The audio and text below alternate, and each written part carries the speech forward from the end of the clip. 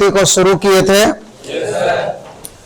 कितने लोगों को संस्कृति समझ में आई है कि संस्कृति है क्या? ध्यान से एक बार सुनेंगे आप लोग। जो सबसे पहला आविष्कारता होता है उसी को संस्कृति बोलते हैं। नहीं, और जो नहीं, वो संस्कृति नहीं है, वो संस्कृत है। देखिए यहीं पर आप लोग कंफ्यूज कर जाओगे। संस्कृति वह योग्यता है, वह शक्ति है, वह क्षमता है जिसके बल पर कोई व्यक्ति किसी नई चीज, नई वस्तु, नए सिद्धांत, नए नियमों का प्रतिपादन करता है। ठीक है? और जो करता है वो संस्कृत हुआ, है ना? आपने बताया कि जो करता है, तो जो करेगा वो संस्कृति नहीं होगा, वो क्या होगा? संस्कृत व्यक्ति कहलाएगा। जैसे न्यूटन ने जिस क्षमता के बल पर गुरुत्वाकर्षण बल के नियमों को खोजा, वो क्षमता, वो शक्ति, वो प्रवृत्ति, वो संस्कृति है। लेकिन न्यूटन क्या कहलाएंगे? संस्कृत व्यक्ति कहलाएंगे ना। न्यूटन कहलाएंगे संस्कृत व्यक्ति। समझ में आया? सभ्यता क्या है? संस्कृति का परिणाम, यानी जो वस्तु का निर्माण होता है। ठीक है? जिस वस्तु का उस क्षमता के बल, जैसे आग क्या है? सभ्यता के अंतर्गत है। आग का जिसने आविष्कार किया वो संस्कृत व्यक्ति है, और जिस क्षमता, जिस प्रतिभा के बल पर उसने आविष्कार किया वह संस्कृति है। तीनों को समझ रहे हो कि नहीं? संस्कृति में जो सबसे महत्वपूर्ण है वो है लोक कल्याण या त्याग। अगर कोई व्यक्ति कोई सिद्धांत अपने स्वार्थ के लिए या दुनिया के विनाश के लिए बनाता है तो वह संस्कृति के अंतर्गत नहीं आ सकती है। क्योंकि संस्कृति में त्याग और जन कल्याण की भावना, लोक कल्याण की भावना, परोपकार की भावना अनिवार्य है। उसके बिना वो संस्कृति नहीं रह सकती। उसके बिना वो क्या बन जाती है? अपसंस्कृति या असंस्कृति। वो क्या बन जाएगी?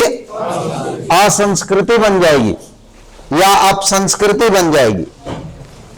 और जो अपसंस्कृति है वो संस्कृति नहीं हो सकती है। अब देखते हैं कि संस्कृति में दोनों तत्व है, कल्याणकारी और अकल्याणकारी। लेकिन जो अकल्याणकारी है वो संस्कृति नहीं है। लेखक ने लिखा है कि जो अकल्याणकारी है वह संस्कृति भी नहीं है और वह अस्थाई भी नहीं है। वह अस्थाई भी नहीं। अस्थाई का मतलब जो हमेशा बना रहे। संस्कृति को हम बांट नहीं सकते, कहते हैं ना। तो क्यों नहीं बांट सकते? क्योंकि वो स्थायी चीज है। वो हर देश के लिए, हर काल के लिए एकदम एक है। उसको हम बांट नहीं सकते। लेकिन जो अकल्याणकारी है वो अस्थाई नहीं हो सकता। वो कुछ, जैसे मान लो युद्ध होते हैं, तो क्या युद्ध होते ही रहते हैं? वो कुछ दिन के लिए हो सकते हैं, लेकिन वो अस्थाई। लेकिन शांति होती है तो ये स्थायी होती है। देखो दोनों में अंतर आ गया ना। है? तो वो स्थायी, इसीलिए कहता है लेखक अंत में कहा है कि संस्कृति का जो भाग अकल्याणकारी है ना, वो अस्थाई है, और जो कल्याणकारी है वह पहला, और जो कल्याणकारी है वो हमेशा अकल्याणकारी से श्रेष्ठ है ना। जो कल्याणकारी है वो हमेशा अकल्याणकारी से श्रेष्ठ है, बेहतर है। यानी संस्कृति का केवल कल्याणकारी भाग ही ग्राह्य है, वही लोगों के विकास में, लोगों के सभी प्रकार के विकास में, मानसिक, शारीरिक, बौद्धिक, आध्यात्मिक, वही सहायक होता है जो कल्याणकारी है। लेकिन जो मारक है, अब एक उदाहरण से नहीं, कई उदाहरणों से हमने समझा। वास्तव में हमारे जो खान पान की चीजें हैं, पहनने की जो वस्तुएं हैं, पहनने ओढ़ने की, है ना, जो हमारे नाच गान की से संबंधित चीजें हैं, जो मारने काटने की चीजें हैं, यानी जितनी वस्तुएं बनी हैं वो सब सभ्यता के अंतर्गत आती है। वो क्या है? सभ्यता। चूंकि सभ्यता है क्या? संस्कृति का, संस्कृति से जो बनता है वही तो सभ्यता है। तो बनता क्या है? कोई चीज, कोई वस्तु नहीं। सिद्धांत से नियम, जब कोई नियम का आविष्कार हुआ तो उस नियम के आधार पर क्या बनेगा? कोई चीज बनेगी, कोई वस्तु बनेगी? नहीं। तो ये सारी चीजें क्या है? सभ्यता के अंतर्गत है। ठीक है। जितनी भी वस्तुएं हैं, चाहे वो खान पान से हो, चाहे हमारे रहन सहन से संबंधित वस्तुएं हो, गमनागमन की, आने जाने के जो संसाधन है, वो सब किसके अंतर्गत आ गया? सब सभ्यता के अंतर्गत है। सब किसके अंतर्गत है? सभ्यता के अंतर्गत। तो वो संस्कृति नहीं है। लेकिन हम लोग करते क्या है कि गलत फहमी में इसको संस्कृति बोल देते हैं। हम लोग बोल देते हैं पाश्चात्य संस्कृति, पश्चिमी संस्कृति, है ना। पश्चिमी संस्कृति यानी पश्चिमी देशों के लोगों का जो तौर तरीका है रहने सहने का, तो रहने सहने का जो तौर तरीका, वो संस्कृति तो है नहीं। वो किसमें आ गया? सभ्यता में आ गया, है ना। लेकिन हम उसको क्या बोलते हैं? पाश्चात्य। यही तो शुरू में बोला लेखक ने कि लोग संस्कृति और सभ्यता का धड़ल्ले से प्रयोग करते हैं, लेकिन कोई उसको समझते नहीं है। और सबसे दिक्कत तो यह है कि वो समझते नहीं है और उनको लगता है कि हम ठीक से समझते हैं। नहीं, इसीलिए वो कभी सही समझ बनाने की कोशिश नहीं करते। जैसे हमको, आपको अगर लगे कि सर हमारा क्वेश्चन गलत हो गया, जब ये लगेगा तभी ना आप उसको सुधारोगे, कि नहीं? जब आपको लगेगा कि नहीं हम जो लिखे हैं वो सही है, तो कोई सुधार की कोशिश करेगा क्या? नतीजा क्या होगा कि वो हमेशा गलत रहेगा। नहीं, आनी जो सोच रहेगी लोगों की वो हमेशा गलत होगी। वही संस्कृति और सभ्यता के लिए है कि जानता उसको सही से कोई नहीं है, और सब समझते हैं कि हम सही जानते हैं, है ना। और यही कारण है कि वो उसका गलत सलत प्रयोग करते हैं।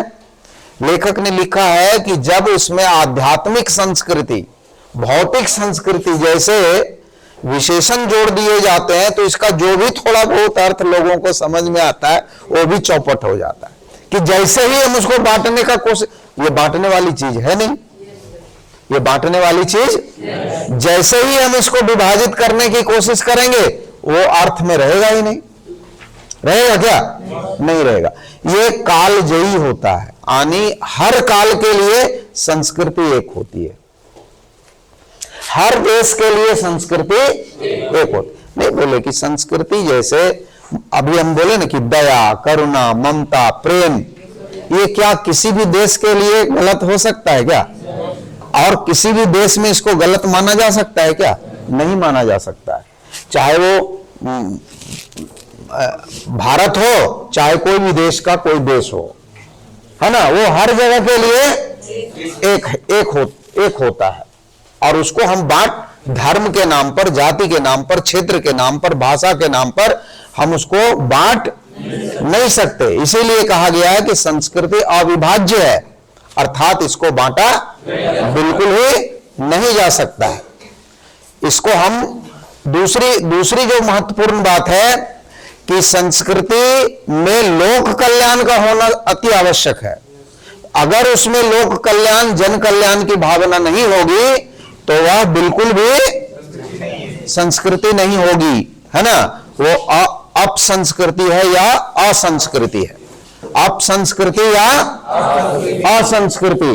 और असंस्कृति या अपसंस्कृति से संस्कृति हमेशा महान होती है, श्रेष्ठ होती है और अस्थायी होती है, वो बदलती नहीं है। लेकिन जो अपसंस्कृति है वो चिरस्थायी नहीं रह सकती।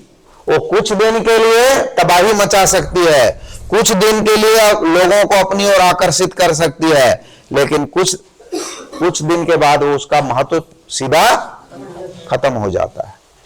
समझ में आई बात? तो संस्कृति और सभ्यता से हम लोग सारी बात समझ चुके हैं। अब इसके एक बार प्रश्नों के उत्तर को भी हम लोग थोड़ा देख लें। उसके बाद चूंकि आज हमारा जो पढ़ाने का ये शेष भाग इसीलिए लिखे थे कि उस दिन हम लोग पूरा इस पर चर्चा नहीं कर पाए थे। लेखक की दृष्टि में सभ्यता और संस्कृति की सही समझ अब तक क्यों नहीं बन पाई है, समझ में आ गया?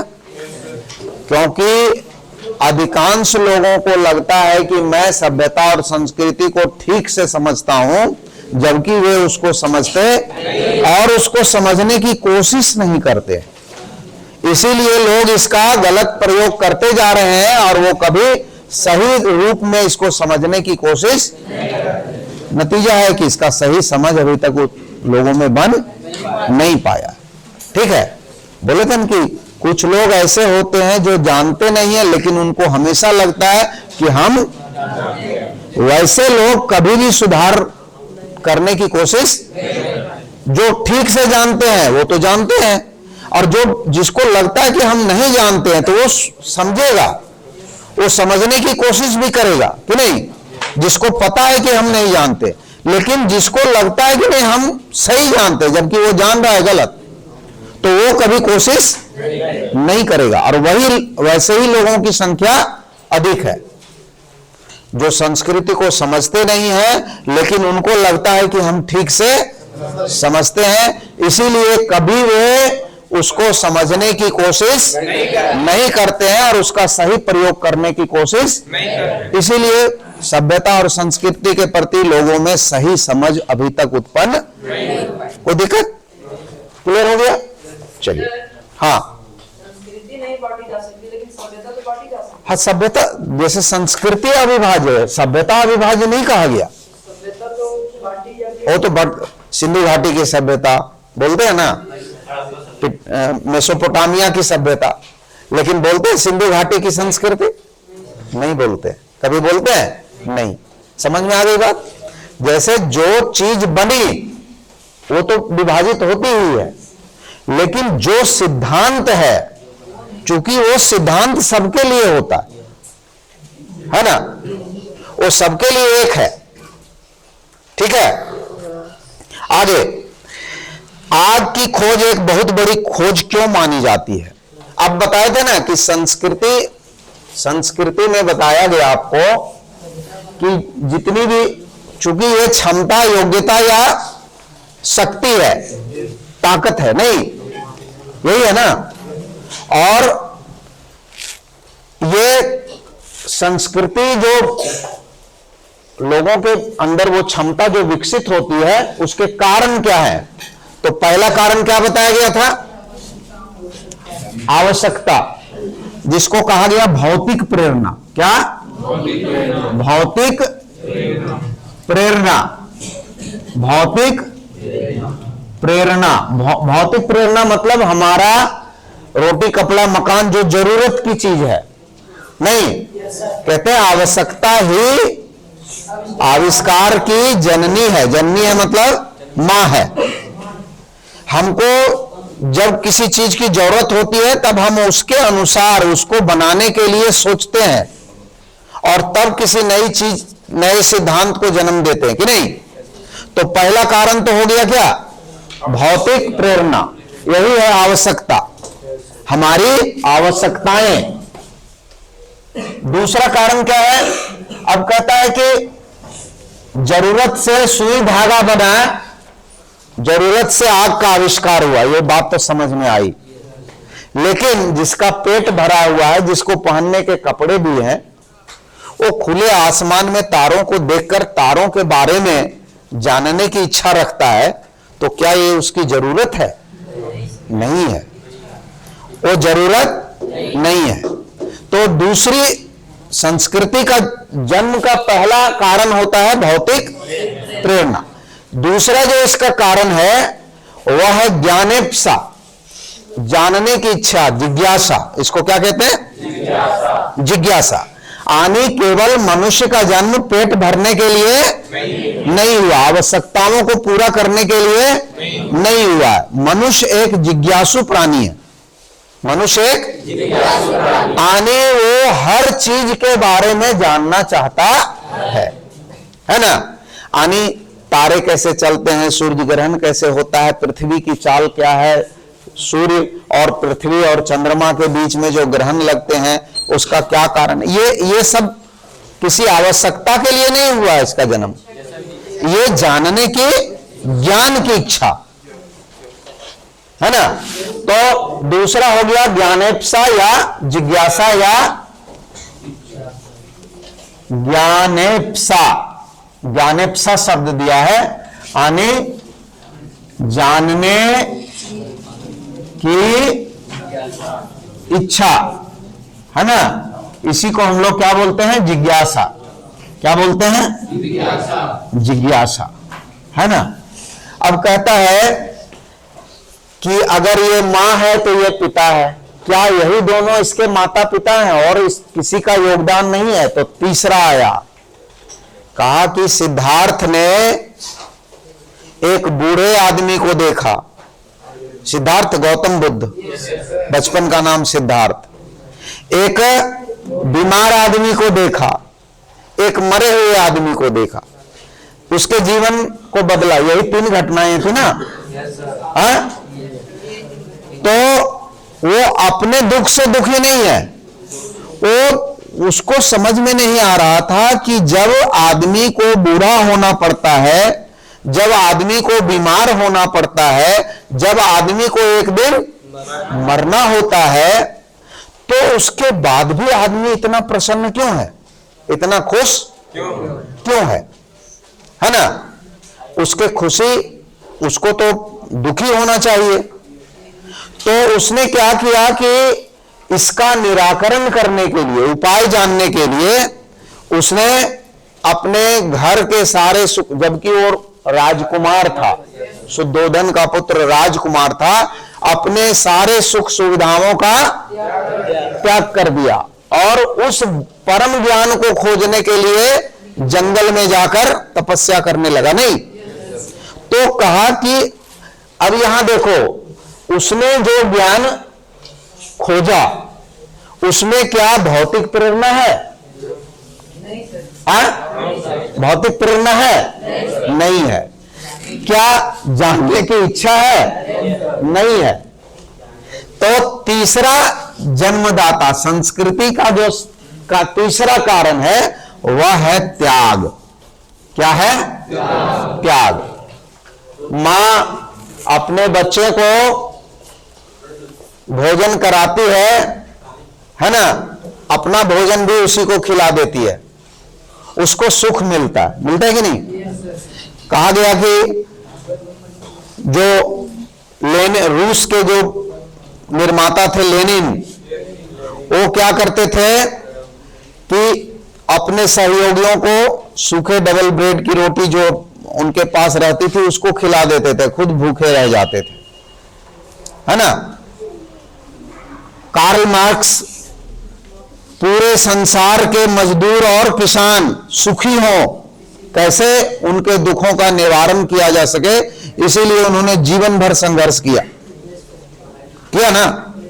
सूर्यकांत त्रिपाठी निराला के बारे में भी हम लोगों ने पढ़ा कि वो जीवन भर दूसरों की सेवा में ही लगे रहे। तो क्या ये जो तीन कारण बताया गया, भौतिक प्रेरणा और ज्ञानेप्सा, ये दोनों कारण है? यहां नहीं है, यहां पर तीसरा कारण है। और वो कौन सा कारण है? त्याग है। इसी को हम लोग परोपकार भी कहते हैं या जन कल्याण लोक कल्याण भी कहते हैं। जन कल्याण आने लोक कल्याण।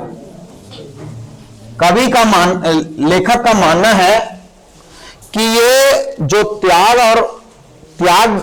या जन कल्याण या लोक कल्याण है, ये संस्कृति का सबसे प्रमुख तत्व है ना। क्योंकि इन दोनों के कारण संस्कृति अपसंस्कृति बन सकती है। इसके अभाव में ये दोनों तत्व है, लेकिन अगर इसका अभाव है तो वो संस्कृति नहीं रह जाती, वो अपसंस्कृति बन जा सकती है, असंस्कृति बन सकती है। ठीक है। और इसीलिए संस्कृति में जन कल्याण, परोपकार या त्याग का होना अति अनिवार्य है। इसके बिना वह संस्कृति, और जो संस्कृति नहीं है, यानी जैसे जो शक्ति में परोपकार की भावना नहीं है, उससे जब हम किसी वस्तु का निर्माण किए तो वो सभ्यता भी नहीं हो सकती। वो क्या हो जाएगी? असभ्यता हो जाएगी। जब वो संस्कृति नहीं है तो उससे जो बनी हुई चीज है वो क्या हो जाएगी? असभ्यता। यानी उससे जो निर्माण होगा वो क्या कहलाएगा? असभ्यता। तो सारी बातें समझ में आ गई। ये भी बता दिया गया कि संस्कृति में दोनों तत्व जो होते हैं, कल्याणकारी और अकल्याणकारी, इसमें प्रमुख कौन है? कल्याणकारी। और वो केवल प्रमुख ही नहीं बल्कि उससे श्रेष्ठ भी है और उससे स्थायी भी है। जो कल्याणकारी तत्व है वो स्थायी नहीं है। क्लियर हो गया? सारी बात समझ में आ गई।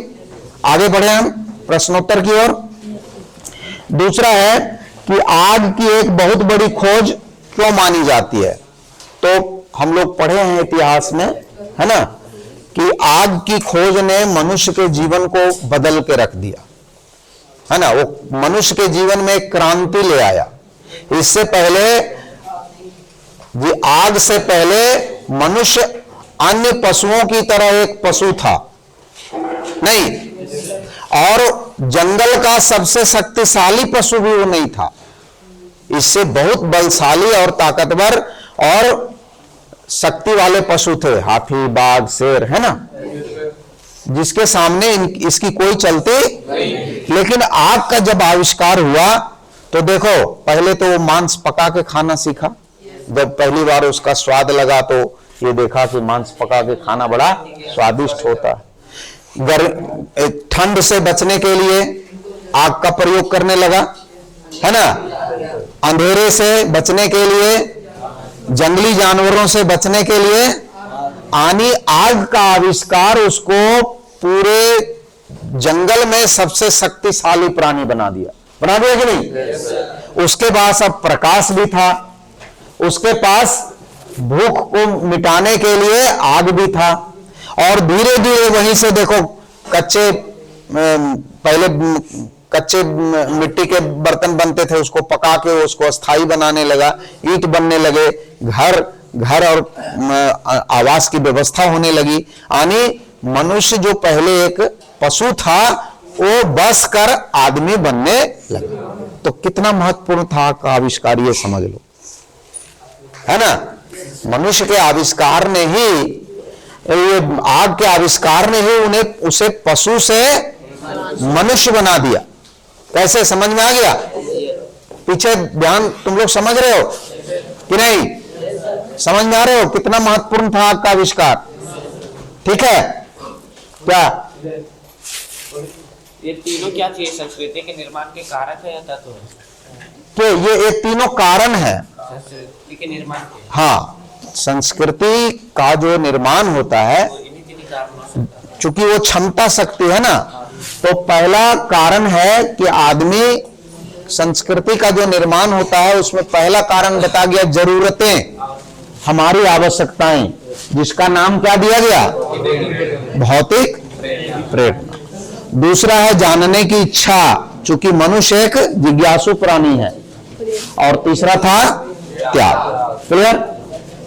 अब कहता है कि इस खोज के पीछे रही प्रेरणा का मुख्य स्रोत, तो इसके पीछे जो मुख्य स्रोत था वो तो पहले पेट की आग, भोजन ही था ना। पेट की आग जिसको हम लोग कहते हैं बुभुक्षा। जल्दी सर, इसका जो मुख्य स्रोत है वो आवश्यकता और भौतिक है। हाँ, इसकी खोज के पीछे रही प्रेरणा का मुख्य स्रोत आवश्यकता होगी। किसका? आग की खोज। आग में, हाँ, ये भौतिक प्रेरणा है। वो क्या है? आवश्यकता है। आवश्यकता के कारण आग और सुई धागे, पहले बताया गया आग का आविष्कार और सुई धागे का, ये दोनों किसके अंतर्गत आ गया? भौतिक प्रेरणा के। लेकिन न्यूटन का जो बताया गया पेड़ से फल गिरना, वो किसके अंतर्गत आ गया? ज्ञानेच्छा के कारण आ गया। लेकिन सिद्धार्थ का जो त्याग है, उसने जो सिद्धांत खोजा, वो किसके कारण? त्याग या जन कल्याण के लिए, परोपकार के लिए, लोक कल्याण के लिए, है ना। ये तीनों में सबसे महत्वपूर्ण तत्व क्या है? क्योंकि त्याग के बिना कोई भी संस्कृति नहीं रहती, वो अब संस्कृति बन जाती है। ठीक है, लोक कल्याण के बिना। तो ये प्रश्न समझ में आ गया कि दिक्कत? सर सुई धागा का आविष्कार क्यों? हाँ, सुई धागा का आविष्कार क्यों? वैसे दो अलग अलग चमड़ों को जोड़ने के लिए जब शुरू में आदमी महसूस किया कि हम लोग पत्ता लपेट लेते हैं, अब पेड़ों की छाल, तो वो ठीक से अटता नहीं है, तो उसने क्या किया होगा कि लोहे के एक टुकड़े को घिस के नीचे से नुकीला बनाया होगा, पीछे में छेद